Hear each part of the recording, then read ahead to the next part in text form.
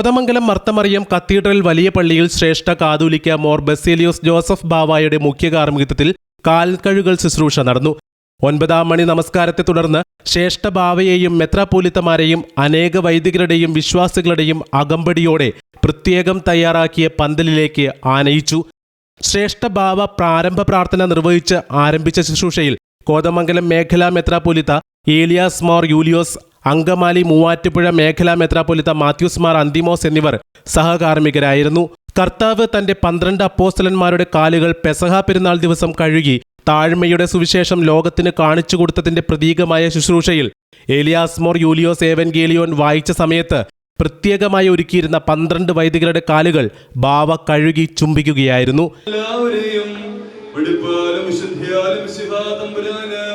പ്രീതികരമായ ജീവിതത്താലും ശ്രേഷ്ഠരാക്കുകയും ചെയ്യട്ടെ.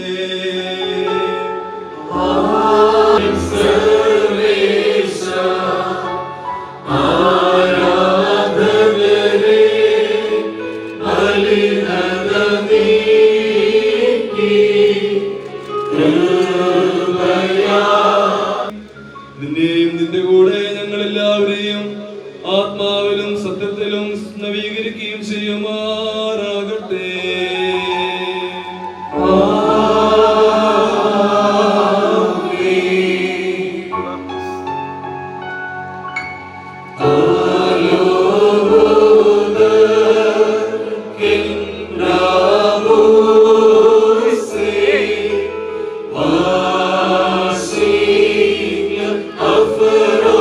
ആത്മാവിന് സത്യത്തിൽ നവീകരിക്കുകയും ചെയ്യുമാറാകട്ടെ.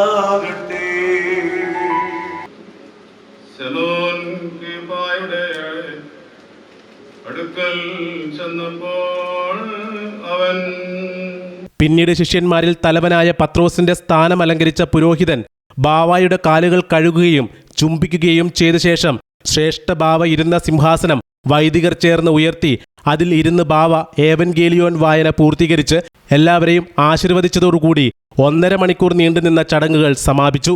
51 അംഗ ഗായക സംഘം ശുശ്രൂഷകൾക്ക് മനോഹാരിത നൽകി. ശുശ്രൂഷകൾക്ക് വികാരി Father Mathews Pulpparambil, Father Eldhose Pulpparambil, Father Siby Edappalavan, ട്രസ്റ്റിമാരായ JUC വർഗീസ്, KJ എൽദോസ് എന്നിവർ നേതൃത്വം നൽകി. അവന്റെ കണ്ണിൽ നിന്നും പതിച്ചിട്ടുണ്ടാകും എന്നുള്ളതിന് യാതൊരു തർക്കവുമില്ല. പ്രിയമുള്ളവരെ, വിശുദ്ധ യോഹന്നാന്റെ സുവിശേഷത്തിന്റെ 13-ാം അധ്യായത്തിന്റെ 15-ാം വാക്യം, I have set you an example that you should do as I have done to you. ഞാനൊരു മാതൃക നിങ്ങൾക്ക് കാട്ടിത്തരുന്നു. ഞാൻ ചെയ്യുന്നത് പോലെ നിങ്ങൾ മറ്റുള്ളവരോടും ചെയ്യണം എന്ന് ക്രിസ്തു ഇവിടെ പ്രബോധിപ്പിക്കുന്നുണ്ട്. ദൈവത്തിങ്കിലേക്ക് എത്തിയവർക്ക്